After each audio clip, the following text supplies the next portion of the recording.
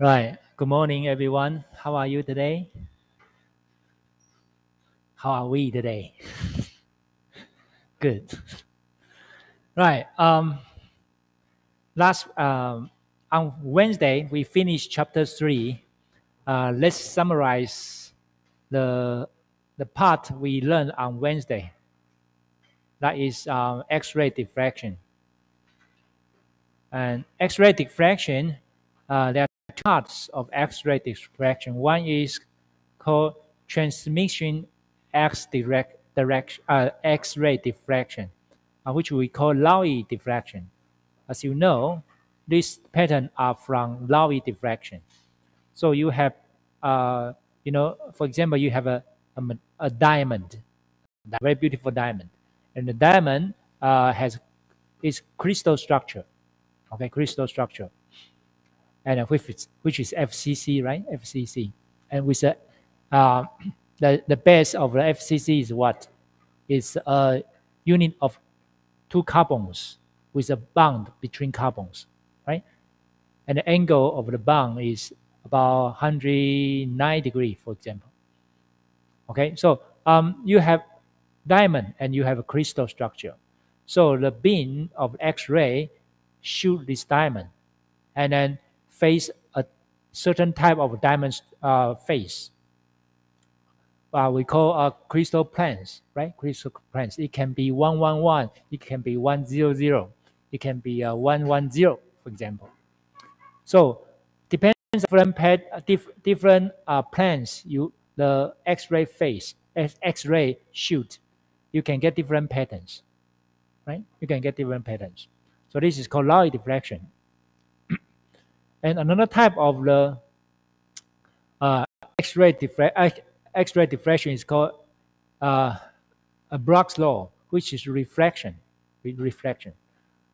And the reflection, the pattern we get is something like this. So this is also a fingerprint of material and also crystal structure. Okay, for example, this pattern can be from iron metal, and this peak represent 110 or 111. This peak represent 220. This peak represents 311. So you can find this in the database.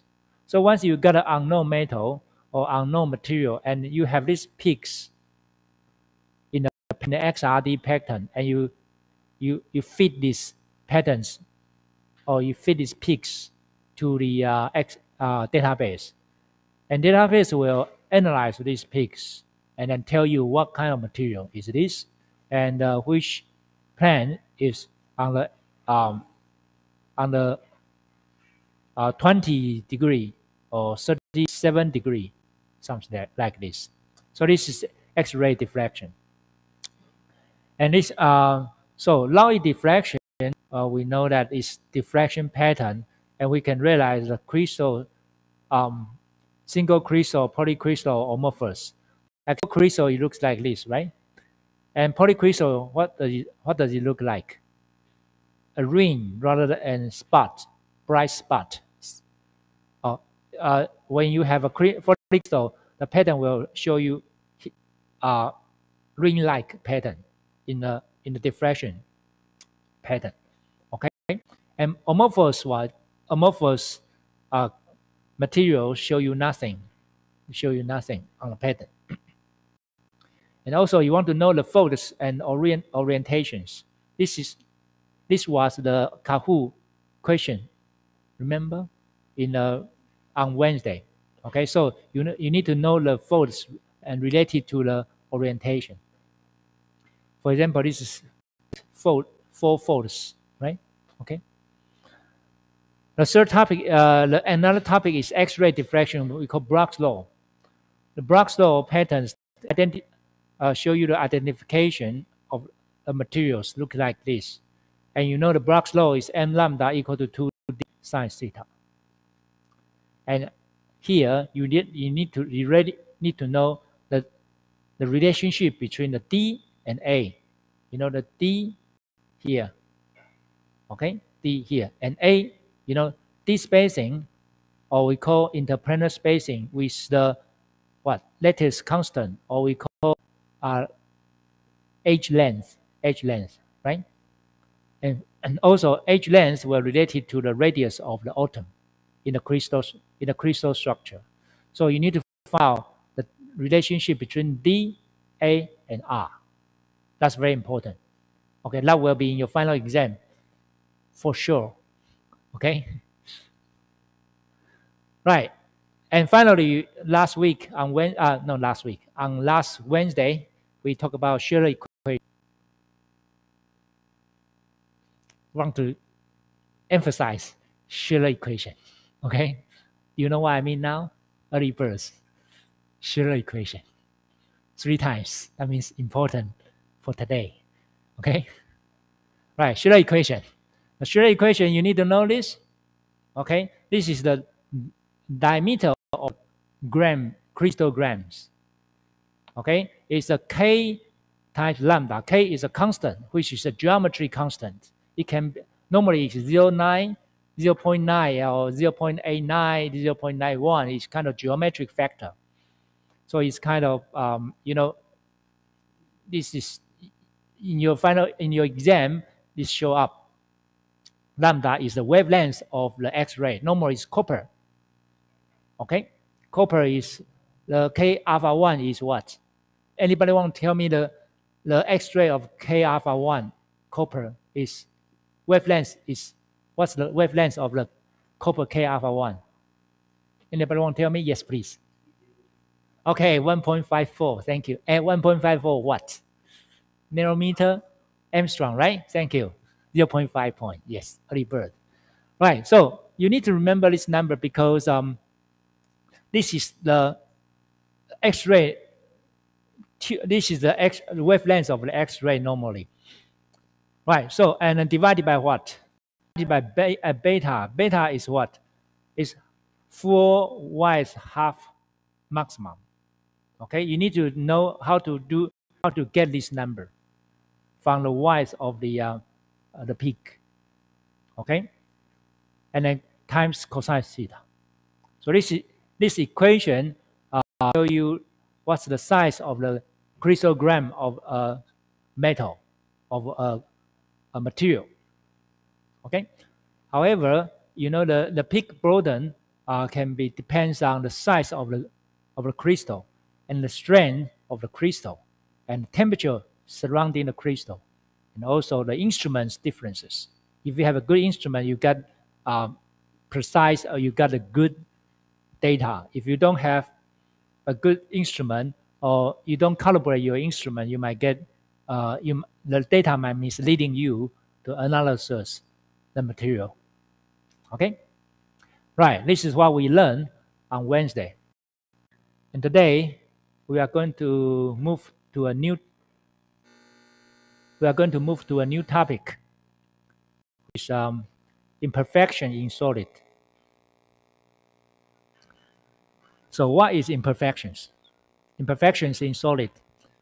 You can have imperfection in liquid or imperfection in gas phase, but normally we talk about imperfections in solid. Basically, again, let's start from the simplest case, which is point defects, point imperfection. Which is zero-dimension imperfection, and then you can have one-dimensional imperfection, two-dimensional imperfection, three-dimensional imperfection. So that's what we call miscellaneous imperfections. And then how do we examine the imperfection or defects? We use microscope. Microscopy tells us that microscope can let us observe the imperfection. So the final topic will be microscopic examination. So this is an image of the TEM, which is a very high resolution TEM image. As you can see, the spot size, the spot here, the bright spot here represent a single atom. This look like what? Donuts, right? Donuts. I'm hungry. Everybody is eating. So I'm hungry now, the donuts. But I don't mind you eat, okay? you can enjoy my lecture and have a drink, have a food, no problem, as long as you don't make noise. Okay, to your you can make noise, but don't talk with your friends. Oh, okay. Anyway, so as you can see, this donut has a one atom center, right?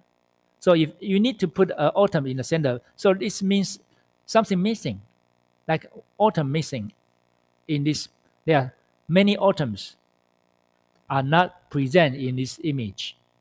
Okay, so this is called what we call imperfection. It has no, ideally, atom need to be in this place, so you can make a pretty pattern, right? This donut has a one ball missing here. Okay, and TEM means transmission electron microscope. They use electron beam to produce this kind of image. So not only using electron beam, but also you can use ion beam. So this is called field ion micrographs. So they use ion beam to produce this image. You don't need to know this in detail, but I want you to know is, this array tell you here is that the atoms, you require atoms here, and then there's no atom here. So it's kind of the imperfection. Okay.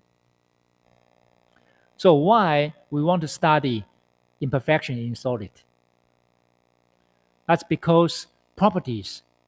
Every time when we think of let's go back to the beginning of our lecture in the introduction section. What we want to know is structure related to the property. Structure of the material will related to the property of the material. Okay, and property of the material will affect to the engineering of the material. How do you want to engineer the material?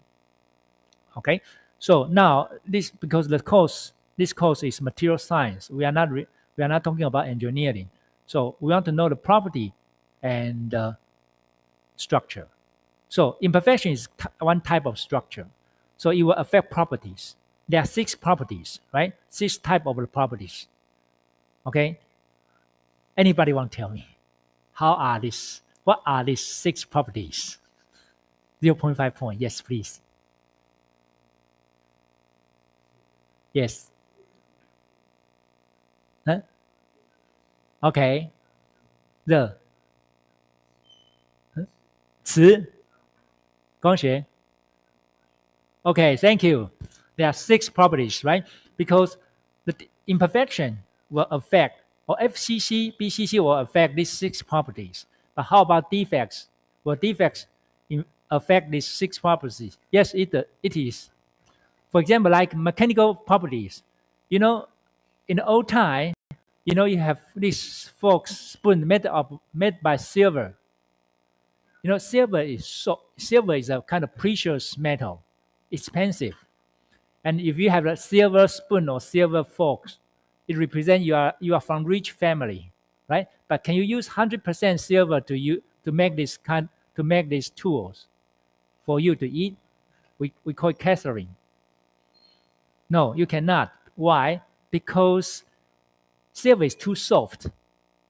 Okay, silver is too soft. So if you want to cut your meat, not your meat. If you want to cut the meat, beef or chicken, it's too soft. You'll break your knife or you'll break your fork. Then what happened? If you put 7.5 point copper into a silver and then make this tool or make this cup, it works. So why? The copper provide kind of strength. Okay, copper provide strength for this container, for these tools. Okay.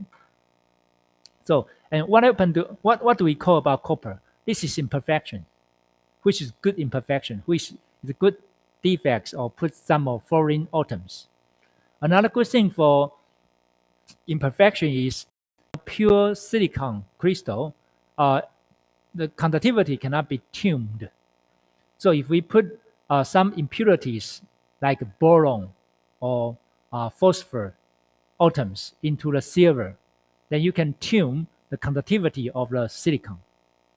So the conductivity, the specific impurities change the conductivity of the silicon, and also the color will be changed. So the conductivity, the electrical property change, and also optical property changed. Okay, so let's start from the beginning of the imperfection or perfection. So, the perfection is kind of pure metals. Okay, for example, you have a pure silicon, and the purity is 11.9, 99.999999999. You still have very little percentage of the impurity, right? So you will have some impurities in the metal, so not pure, of course. However, if you have pure defect, well, that's what we call pure defect free. So it's kind of atomic arrangement. But how are we going to call imperfection? There are some defects. Okay, atoms not in the latest points. We are going to talk about this very soon. Okay, so what's the imperfection? Imperfection is real. Perfection is not real. Idealized solid, perfect ordered crystalline materials on a atomic scale, but it does not exist. There's nothing perfect in the world. Okay, even a very smart student, he's not perfect, or she is not perfect. They always have some something which he's very weak at. Okay, so ideally there's nothing which is perfect. For example, if we talk about vacuum is that in this container there's no any molecules in the gas phase. That's what we call vacuum. Have you heard about zero vacuum? Vacuum is 100% vacuum.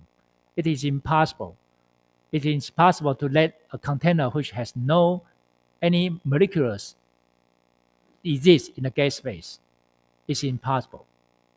How about 0 Kelvin, the temperature? It's impossible to have 0 Kelvin.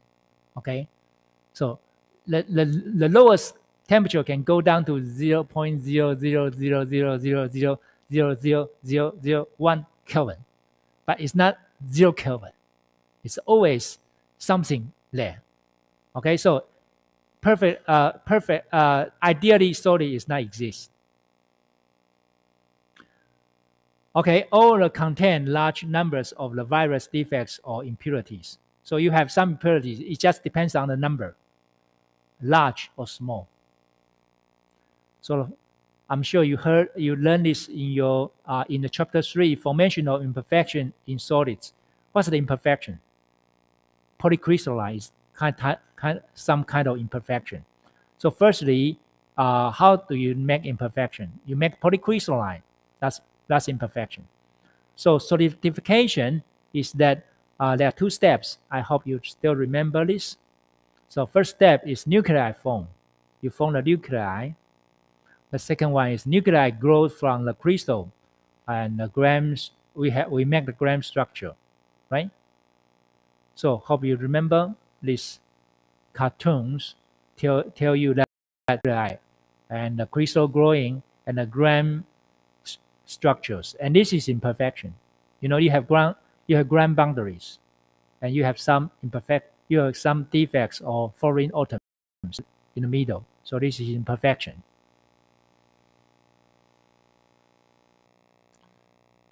Right. So let's talk about the crystalline defects. The crystalline defects, a lattice irregularity in one or more dimensions on the order of an atomic diameter. So that means we can have one dimension or zero dimension, 1 dimension, 2 dimension, and 3 dimensions, right? So zero dimension we call it point. Zero dimension we call it point. That means this is point, right?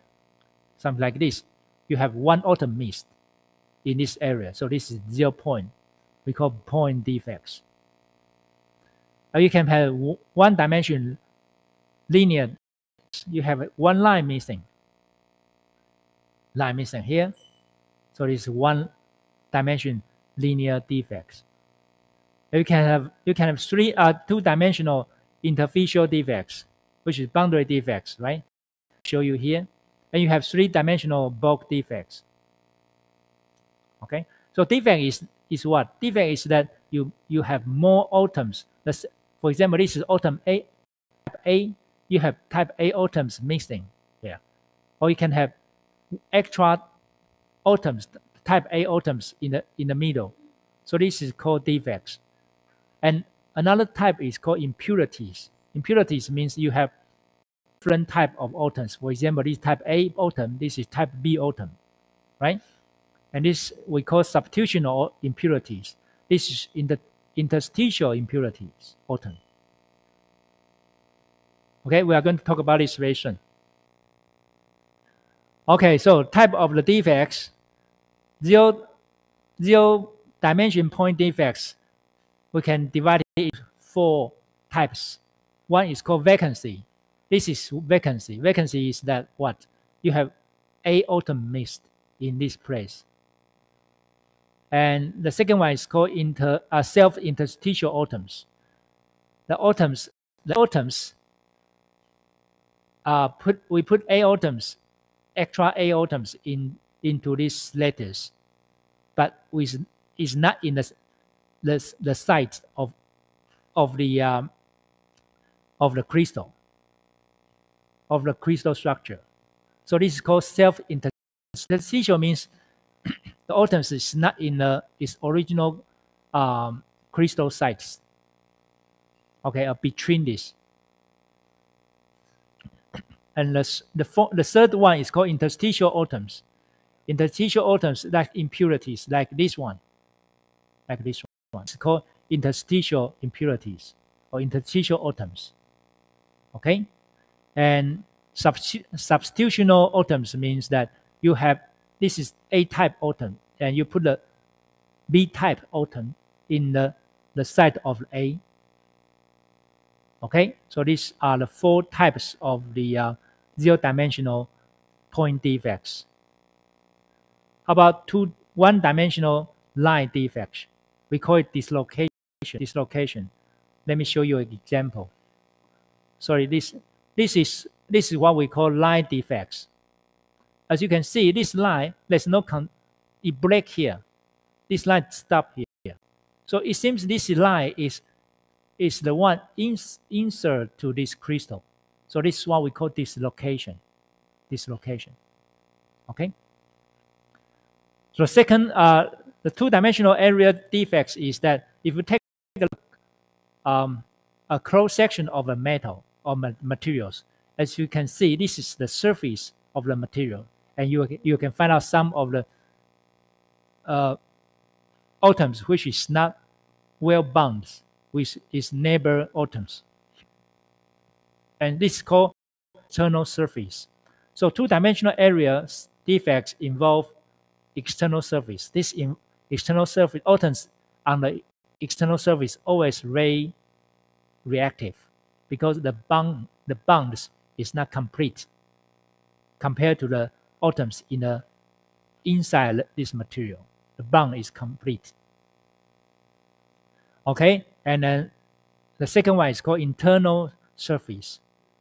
Okay, or we call interface. Interface, this is what we call ground boundary, right? This is what we call ground boundary.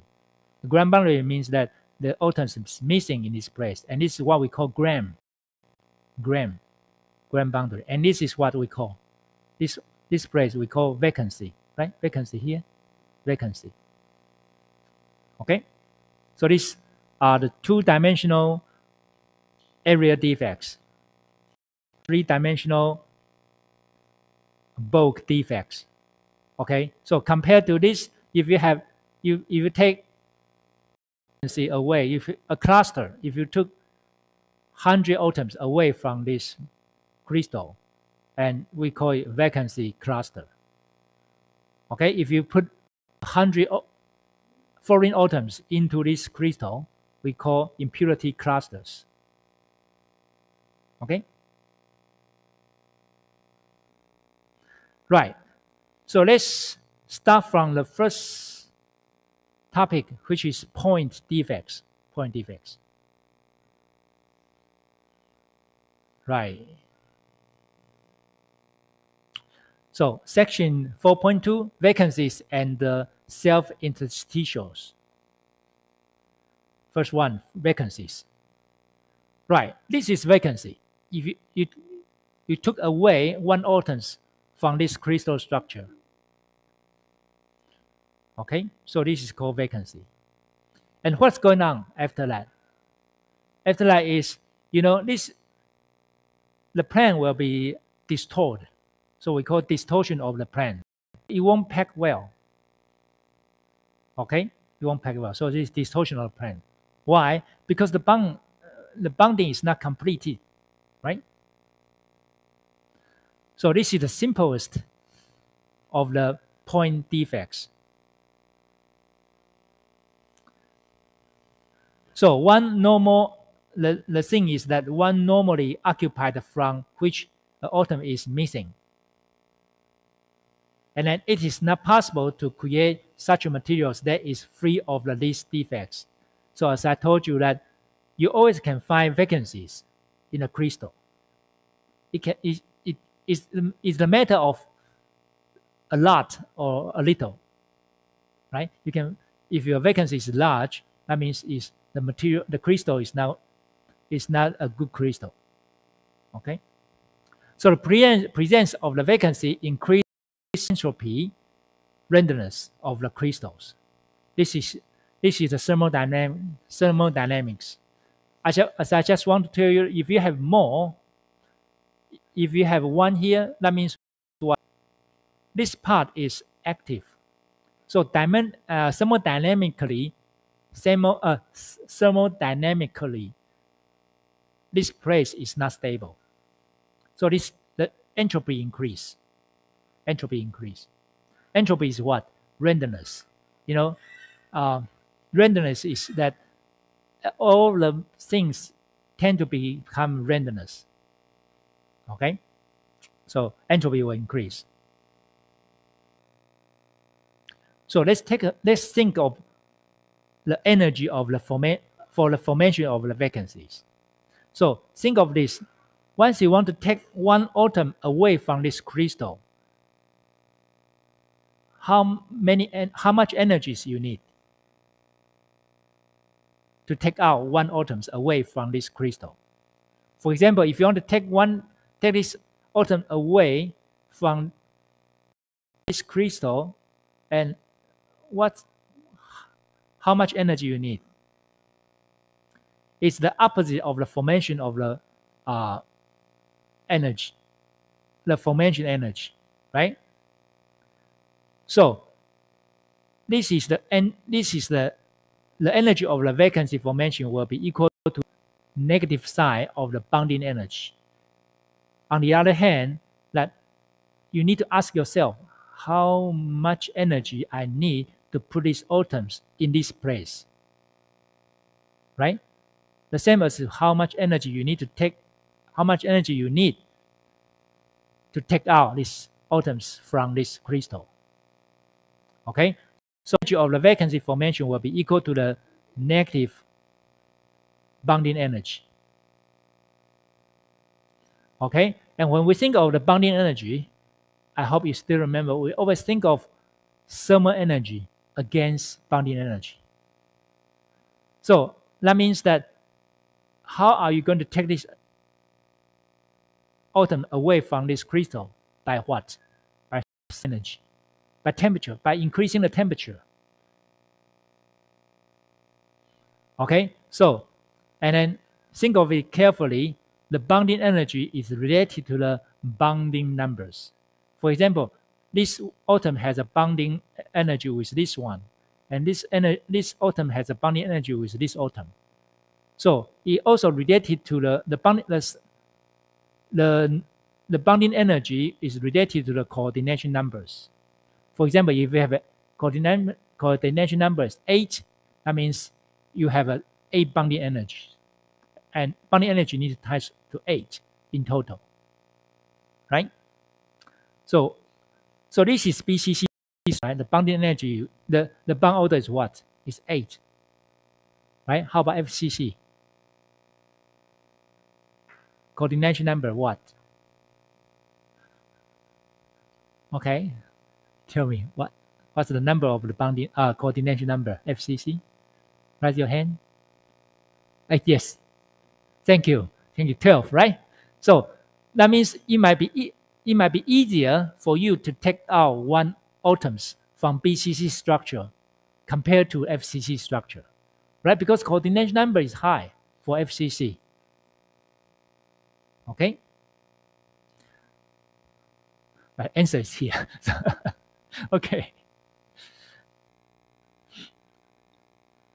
right. So now let's think of the point defects, the fraction of the vacancy. The fraction of vacancy is related to the temperature, as I just told you, because the equilibrium concentration, the fraction of vacancy is related to what? The temperature. If the temperature is high, vacancy will be high, because the temperature high, that means thermal energy is high. The thermal energy high, that means it's easier for you to take atoms away from the crystal structure, right? Okay, so ladies and gentlemen, I want you to remember this equation, and this might be in your final exam. Okay, the fraction of vacancy, of course, will equal to what? The n sub v divided by n. So what is n here? N here is number of the potential defect sites per unit volume. What does that mean? This is the perfect crystal. Of course, each site is the potential defects. So that means what? The total atoms in this crystal per volume, the total atoms in this area. So each lattice site is a potential vacancy site. That means what? If you regard these materials ideally, and this is the number you need. Okay, so what's NV? NV is what? NV is the number of the defects per unit volume. That means how many atoms missed in this in this crystal structure. That means this is what? This is what we call fraction. Right? This is what we call fraction. Okay, it's equal to, this is important, exponential with what? Minus QV divided by KBT. Ladies and gentlemen, when you think of both, okay, let's talk about this first. This is minus what? Activation energy. That is the vacancy formation energy, which is the bonding energy, right? Because just have a negative side. So it's called activation energy. Okay, against what? Against Boltzmann constant times what? Temperature. Of course, you know this number. In your final, I will give you this number for sure. Okay, temperature here. So when you see Boltzmann constant times temperature, that means the dimension is what? The dimension of these two numbers together is what? It's energy. It's energy. So Boltzmann constant times temperature, the dimension of the Boltzmann constant times temperature is energy. Okay, so this thermal energy against what? Bonding energy. Okay, so this is a fraction. So I want you to remember this equation, and this will be, it will be easier for you to do calculation if you remember this equation in your midterm exam. So KB times T is thermal energy. So again, thermal energy against fight with the bonding energy. Right. Here it show you like this. Is might be easier for you to remember this. No problem. Just be careful with the dimension, the unit. Okay, the unit of this, all the constants. So now the thing is that according to this equation, we can, if we know the number of the vacancy and all we know the temperature, it might be able to let us find out the activation energy, right? Okay, how are we going to find out the activation energy? What? This is if you plot the temperature and the fraction, you will get an exponential curve. You'll get an exponential curve. This one against this one, you'll get this exponential curve. Okay, however, if you replot by have log on the right, times log on the right hand side and times log on the left hand side, natural log, and you will get, and this is reciprocal of the, and this is the log fraction. So you get a straight line. And once you find out the slope, and minus kV times divided by Boltzmann constant will be the slope. So this is this. If you know this and you know the temperature, you got a straight line, and you find out the slope, you can get the activation number. You can get the activation energy. This is easy, right? Right. So let's have a quick practice about how to estimating vacancy concentration using this equation. Okay. So in the question, for example, I want you to find out the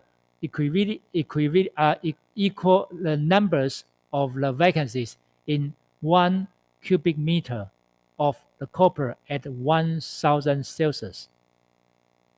So I want you to know if you have a copper, bricks of copper, which is 1 meter long, 1 meter high, and 1 meter wide. This is called 1 cubic meter, right? And I want you to find out how many vacancies in this brick at temperature of 1000 Celsius. And the information I will give you is the density of the copper and the atomic weight of the copper. And also I will give you the activation energy of the copper. And I will, of course, should I give you this? No, you don't need, right? Have you remembered this? I'm sure you remember this number, right? Avogadro number. Okay, so if I give you these three information, can you find out the answer from me? Yes, you can. That's easy. You just simply put all these numbers in this equation and you got the answer. Why? Just be careful with the unit. Okay, be careful with the unit. Which we learned this when you are first year at the chemical engineering lecture, right? Right. So the QV will be 0.9 as you see here. The temperature will be here, right? Temperature, you use Kelvin instead of Celsius. And the K is Boltzmann constant. You know this. Of course, I will give you this number to you in your final exam if this question show up. And how the problem is here. Is here.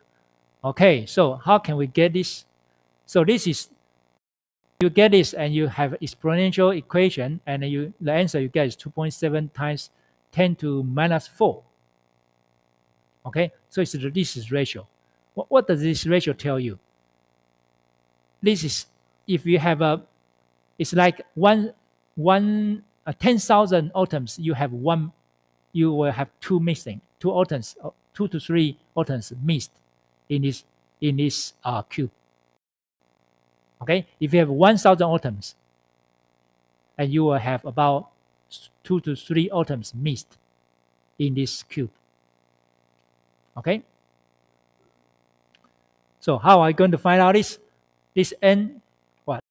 This is the one we need to find out, right? So now let's find out this n. N is what? N is density times what? Volume, right? Times volume. Okay, so this is volume here, and this is what we call this is size per gram, and this is uh, atomic weight. Atomic weight. Okay, and this is Avogadro number, right? And then this is the size of the copper. So according to this is called dimensional equation. I hope you still remember. Dimensional equation show you that this dimension will be equal on the right hand side and also the left hand side. So, and as you know, do the calculation, you will find out that ideally, if there is no atom missed, then at 1,000 Celsius, the atom will be 8 times 10 to 28 size, which is huge, more than one moles of the atoms in the cube. Okay, so once you know this number and you know, and then you are easy to find for you to find out the vacancies, the number of the vacancies. So this is the answer.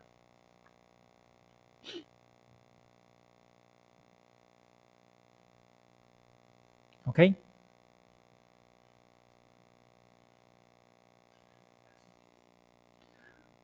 So let's have a general concept of the vacancy concentration of copper in different temperature, at different temperature.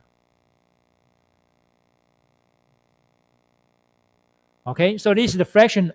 This is the fraction. This is the vacancies per cubic meter, cubic centimeter,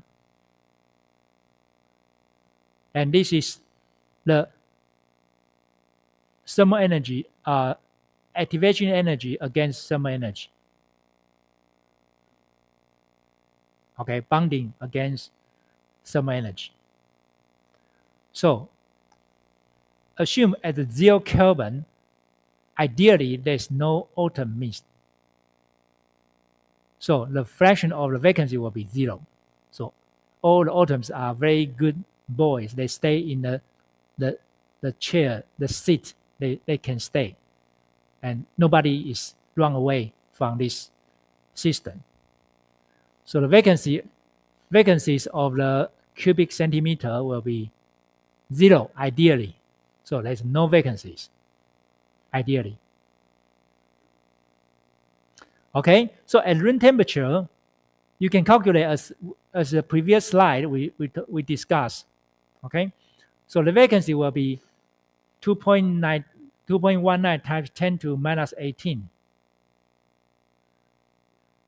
Okay, and then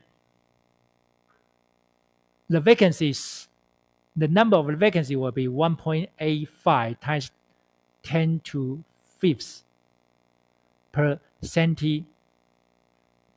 cubic centimeter. That means what? If you have one copper, which is 1 centimeter times 1 centimeter times 1 centimeter, at room temperature, you have these numbers all atom missed in the cube. How much? How many of them? That's huge, right? It's about 18,500 atoms missed in this cube, very small cube. So if you go to the higher temperature, in the previous slide we talked about 1,000. The melting point of the copper is about 1,085 Celsius. And the fraction of the vacancy is about 1.6 7 times 10 to minus 4, which is about 167 ppb. It's a lot, right? It's a lot. That means one to two out of 10,000 atoms were missed. So vacancy is a lot. Why? Because temperature is high, and all the atoms try to run away from the crystal. Okay, so the vacancies, if you calculate the vacancies per cubic centimeter, that will be 1.41 times 10 to 19. I don't need you to remember, you don't need to remember these numbers, but you need to remember the concepts. If you increase the temperature, the fraction of vacancy will be increased. And once you reach the melting point of metal, the fraction will be about 1 out of 10,000. 1 out of 10,000, something like this. This is kind of, you need to put this in your mind, okay? So as you know, if the fraction in a melting temperature divided by the fraction of the room temperature, you know the number is huge.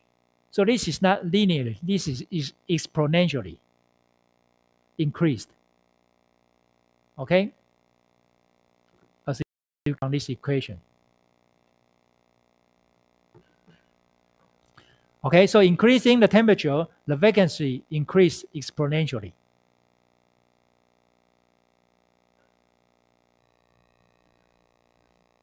Right. Okay, so let's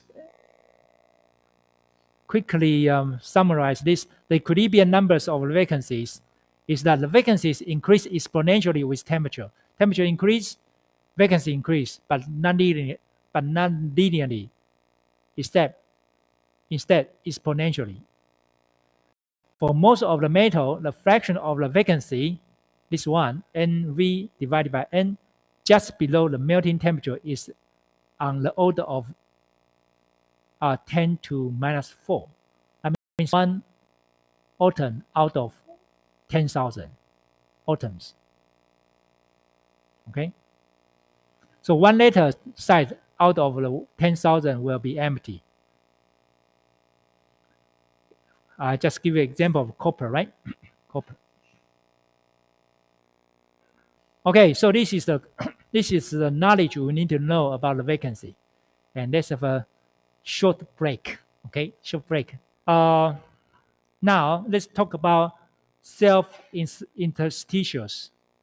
What is self-interstitial? This is called self-interstitial. Right? This is called self-interstitial. Why? Because, you know, this is called vacancy. You take one away from the crystal, 1 atoms away from the crystal.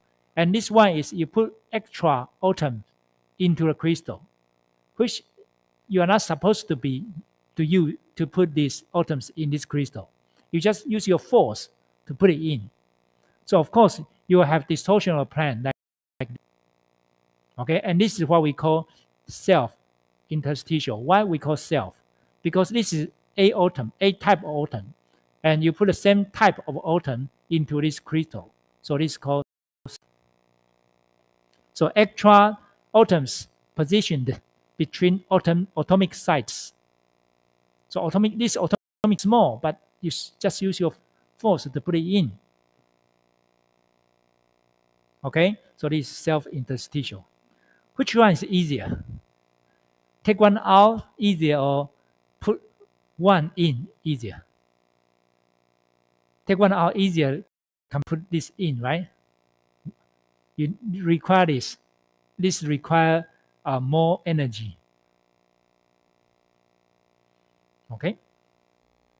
So self-interstitial is that an atom from the crystal that clouded into interstitial sites, a small void space that under originally circumstance is not occupied. So this is the explanation.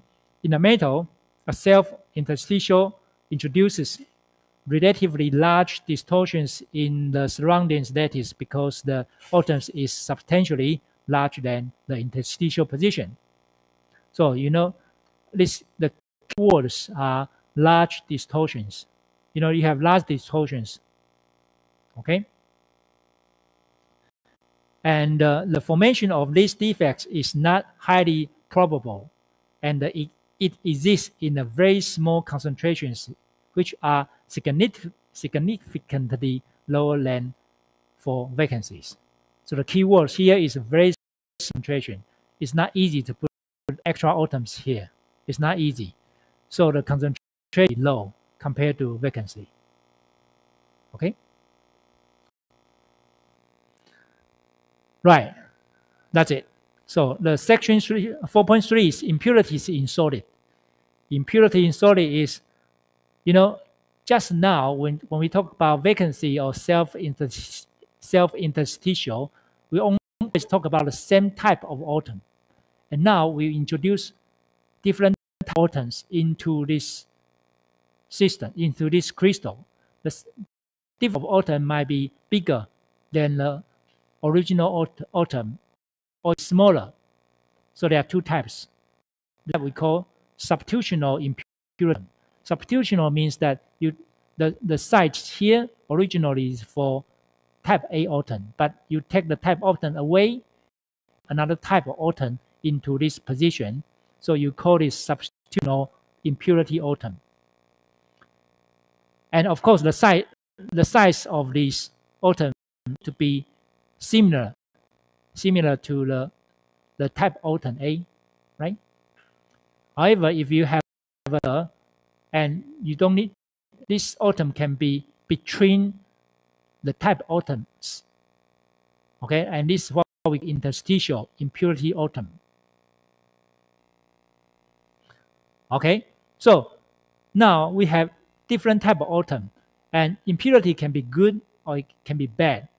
As I just told you, impurity can be good is we change the properties of the silicon wafer by introduce boron atom or phosphorus atoms, right? So we can tune the conductivities, and also we put copper into the silver to increase the strength of the alloy. How about the bad one? The bad one is impurity or foreign atoms for the pure metals always be present, and some will exist as a crystalline point defects. For example, if you have a pure gold, which is expensive, the purity is 99.99. But if you have a purity of the gold, which is 99.9999, that means what? It's better, right? It might be expensive compared with the high purity, okay? Right, so it's good. Sometimes it's good, sometimes it's bad.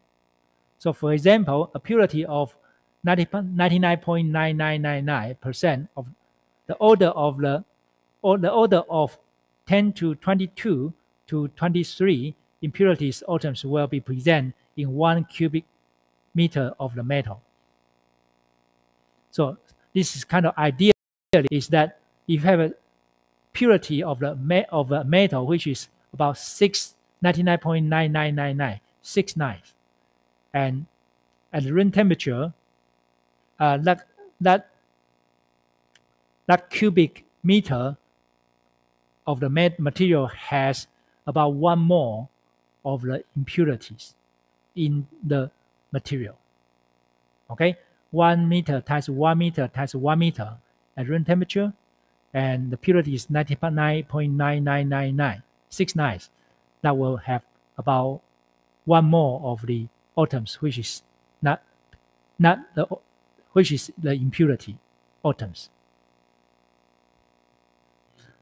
Okay, so how about the good impurities? Okay, when you take a look of this, you might think, wow, the impurities a lot. Is this good or is this bad? It depends, right? So purities atoms has been added intentionally. Intentionally means you want it to be, right? And to impart specific characteristics to the material. So this is what we call alloy.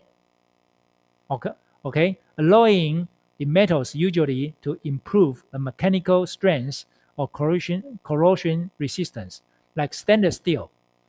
Now, stainless steel invented 50 years or 1 century, no, about more than 15 years ago.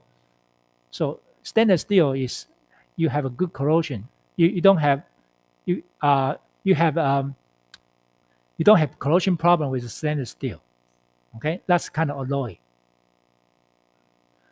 So sterling silver alloy is that's what we learned, right?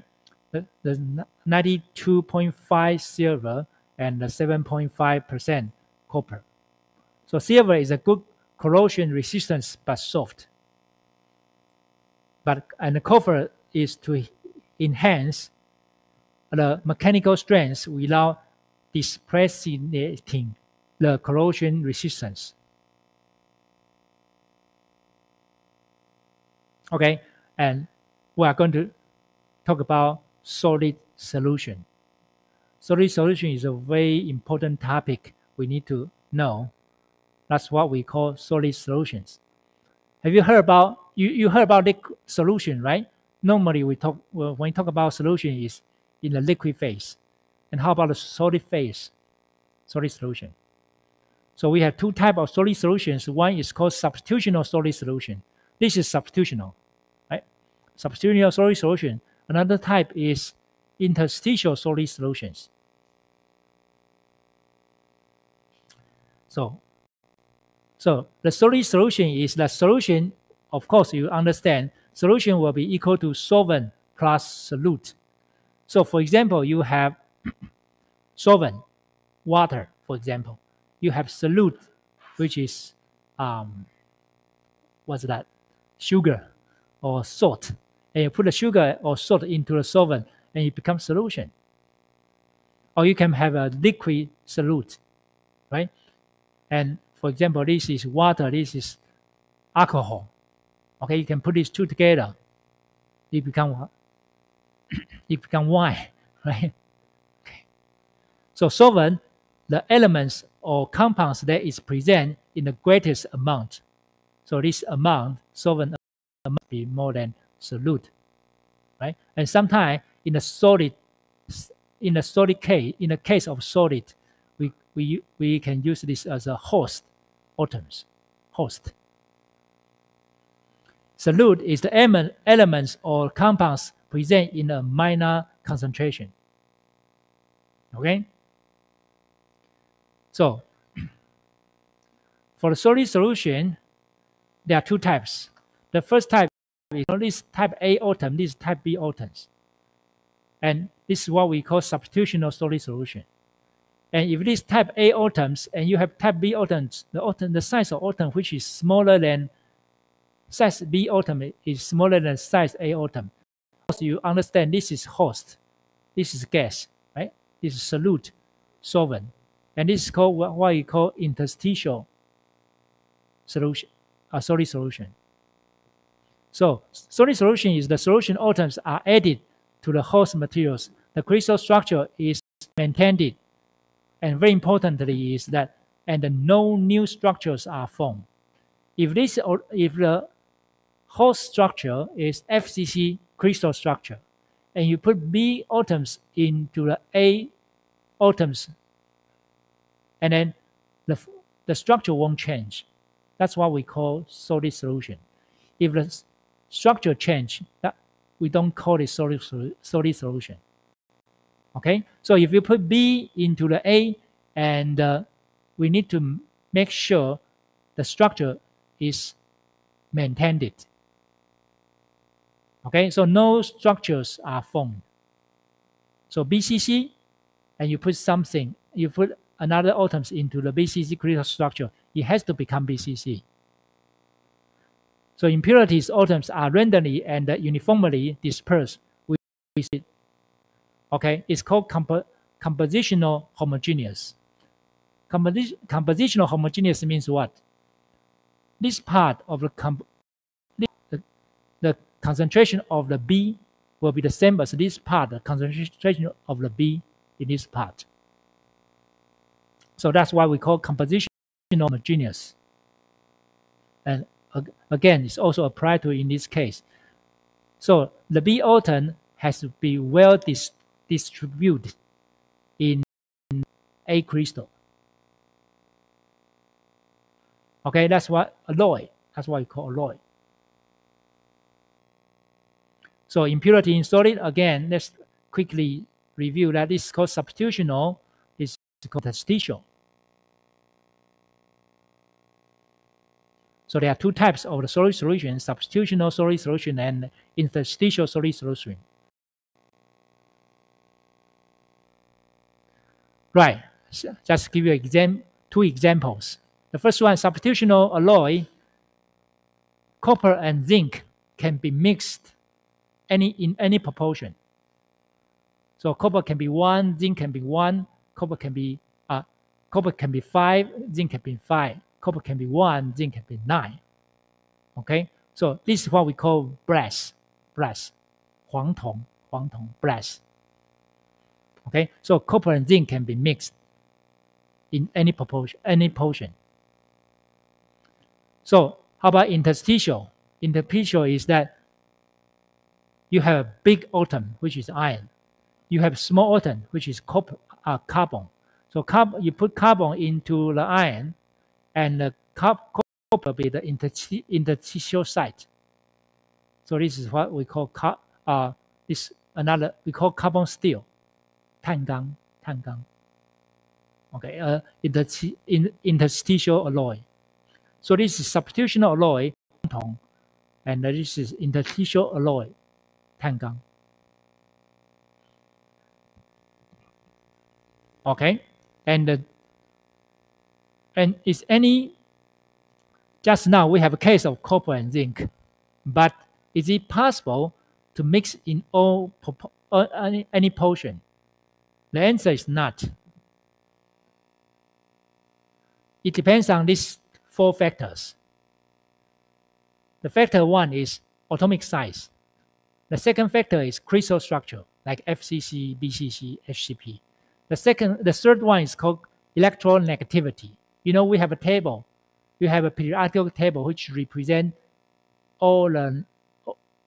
negativity for all the atoms, right? And the fourth one is vacancies.